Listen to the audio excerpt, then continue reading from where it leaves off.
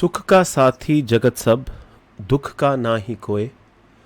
दुख का साथी साइयां, दादू सतगुरु होए। तो प्रश्न पूछा गया है कि संसार में जो सुखों के सहभागी हैं वो दुखों में भी प्रस्तुत रहते ही हैं। फिर ऐसा क्यों कहा जा रहा है कि सुख का साथी जगत सब और दुख का नहीं कोई? तो इसके अंदर दादू दयाल जी कह रहे हैं कि सुख का साथी जगत सब।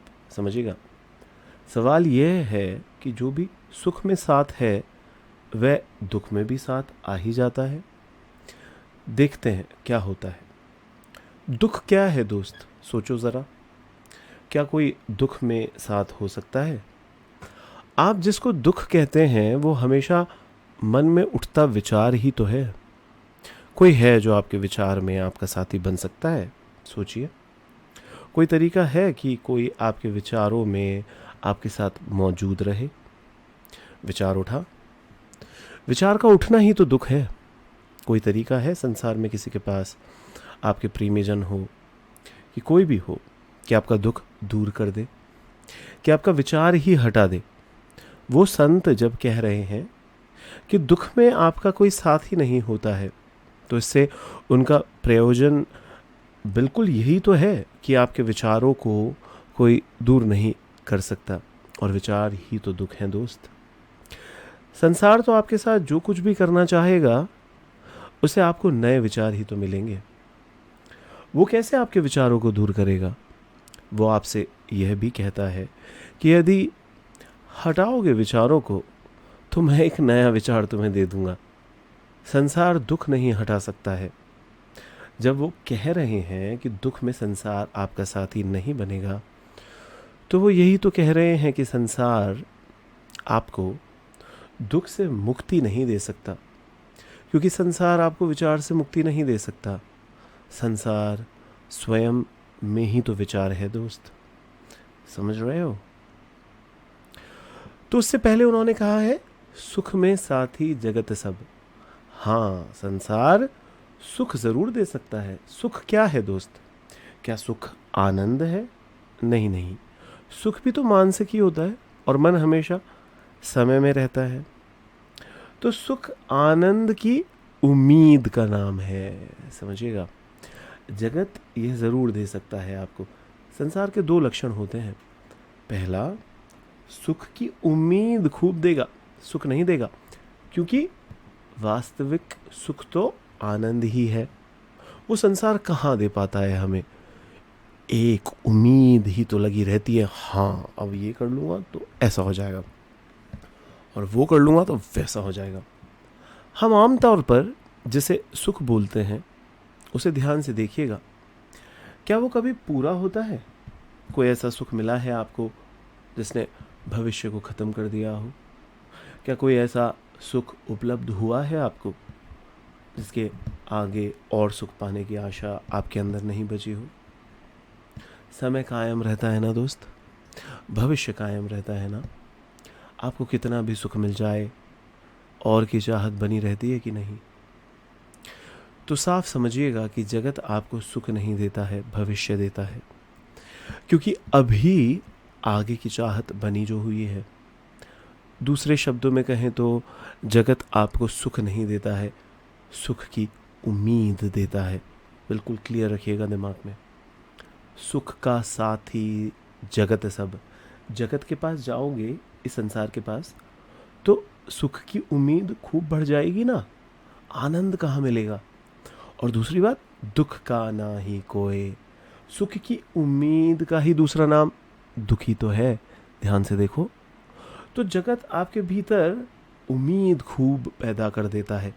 वही उम्मीद जब मन की व्याधि बनती है, जब आपको दुख देती है, तब उस दुख का निराकरण नहीं कर पाते आप। दुख क्या है दोस्त? सुख की कामना ही तो दुख है, कोई अलग अलग थोड़ी ना है दोनों बातें। सुख की स्मृति ही तो दुख है। जिसे सुख चाहिए वो ही तो दुखी है। दुखी ना होता तो सुख क्यों मांगता? संसार क्या दे रहा है आपको? सुख। सुख माने सुख की उम्मीद, ये क्लियर रखिएगा जब मैं कहता हूँ सुख तो। और जहां उम्मीद है वहां क्या है? सोचिए, दुखी तो है। संसार यह दे रहा है आपको, समझिएगा। यह हटेगा कैसे? वो राज भी खोल दिया गया है कि दुख का साथी साइया दादू सदगुरु होए। जगत विचार दे सकता है, जगत वहाँ नहीं ले जा पाएगा आपको जहाँ निर्विचार हैं आप, जहाँ दुख नहीं है। और याद रखिएगा, जहाँ दुख नहीं है वहाँ सुख भी तो नहीं है। कोई ये ना सोचे कि दुख के ना होने का अर्थ होता है सुख। दुख के ना होने का अर्थ होता है सुख भी नहीं, समझिए। और सुख दुख वहाँ दोनों नहीं, उसी स्थिति को आनंद कहते हैं ना दोस्त। आनंद को सुख मत सोच लीजिएगा। आनंद का सुख से कोई लेना देना नहीं होता। सुख नकली है, सुख कल्पना है, सुख विचार है, सुख द्वैत है, सुख सुख क्या है? कहीं से भी सत्य लगता है क्या सुख? कहीं से भी आनंद का स्वभाव है सुख में? नहीं नहीं नहीं। तो वही स्वामी, वही सत्य ही अकेला है जो दुख को मिटा सकता है। कौन है वो? देखेंगे इसको। सुख आया संसार से, दुख आया संसार से। क्लियर रखिएगा। इंद्रियों से आया है ना, मन में कंपन पैदा की हुई है। जो कंपन मन के संस्कारों को अनुकूल लगा उसको नाम दे दिया गया है सुख। तो जो प्रतिकूल लगा उसको नाम दे दिया गया है दुख। समझिएगा, बिल्कुल क्लियर। तो दोनों क्या है? कंपन है। तो यदि कुछ ऐसा चाहिए जहां दुख से मुक्ति हो तो वहां कंपन से मुक्ति होनी चाहिए। अब देखिए, कंपन का क्या अर्थ होता है? प्रभावित हो जाना, कि कांप गए, कि कोई घटना घटी बाहर से और वो हमें कपा कर चली गई। कोई घटना घटी बाहर से और वो हमें कपा के चली गई। ध्यान से समझिएगा इस बात को। कितनी घटनाएं घटती है ना। कांपना जब होता है उसको कभी ऑब्जर्व कर पाए हो? कांपना डरना ही नहीं होता है। आपको कुछ बहुत भा गया उसको भी कांपना कहते हैं। कांप ही जाते हो ना, सिरहन हो जाती है। मतलब आप नहीं रहते। आप क्रोध में ही नहीं कांपते हो, आप प्रेम में भी कांपते हो। सिरहन उठ गई। मैंने जब अपनी प्रेमिका को देखा, और प्रेमिका तो बिल्कुल ही सिहर गई जब उसने प्रेमी को देखा। याद आ रहा है ये सब? हाँ, जहाँ कंपन है वहाँ प्रभावित हो गए। वही तो सुख दुख है। एक स्थिति ऐसी भी आती है ना दोस्त, जब आप ये पाते हो कि कुछ ऐसा है आपके पास जो अकंपित रहता है, जो दुनिया से अनछुआ रहता है। दुनिया आती है, अपने सारे प्रभाव डालती है, मन उन प्रभावों को अनुभव भी करता है, लेकिन उसके बाद भी आपके पास एक बिंदु, एक कोना, एक स्थान, एक मर्म स्थल ऐसा बनता है, ऐसा बचता है जो दुनिया छू नहीं सकती दोस्त।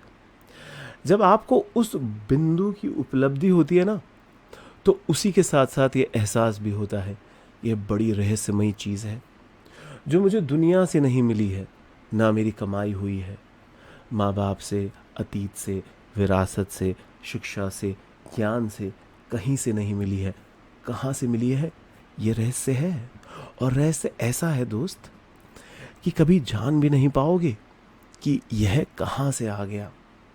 दुनिया ने तो कंपन ही कंपन दिए थे ना, दुनिया ने तो प्रभाव ही प्रभाव दिए थे ना, सुख दिया था ना, दुख दिया था। यह बिंदु मुझे कहाँ से मिल गया जो अकंपित रहता है? दुनिया ने तो रंग ही रंग दिए थे ना। यह बिंदु मुझे कहाँ से मिल गया जिस पर कोई रंग चढ़ता ही नहीं?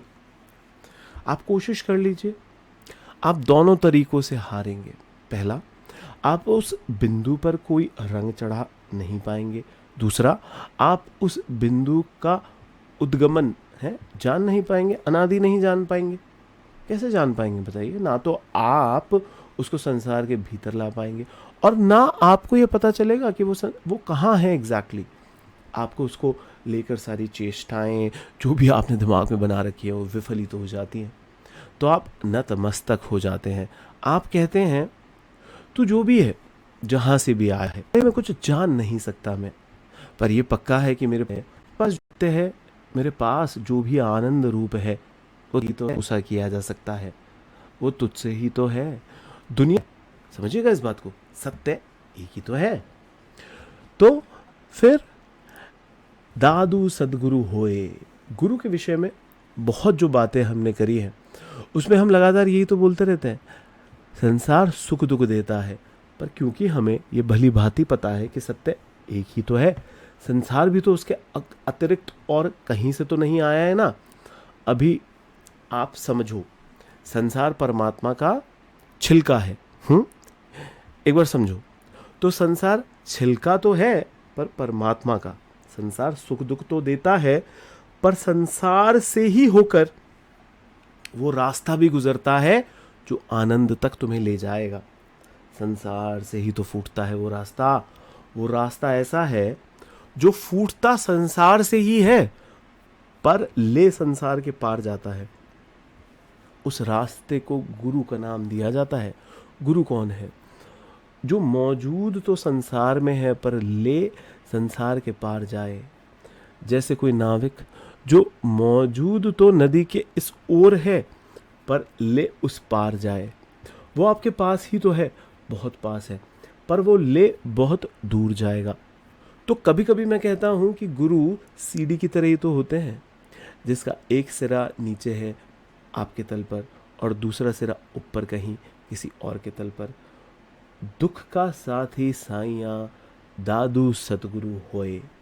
तो बहुत सीधी सी बात है कि जहाँ दुख सुख की और साईं की बात हो, वहाँ बीच में गुरु का स्मरण करना ही तो पड़ेगा ना, क्योंकि एक तल है सुख दुख का और दूसरा तल है आनंद का। बीच की सीढ़ी गुरु है ना, उसको भूलोगे कैसे? उसकी चर्चा करनी ही पड़ेगी दोस्त। संसार है और सत्य है, और उन दोनों के बीच जो रस्सी है, जो पुल है, तो उसकी बात तो करनी ही पड़ेगी, और बात की भी जा रही है। समझिएगा। धन्यवाद।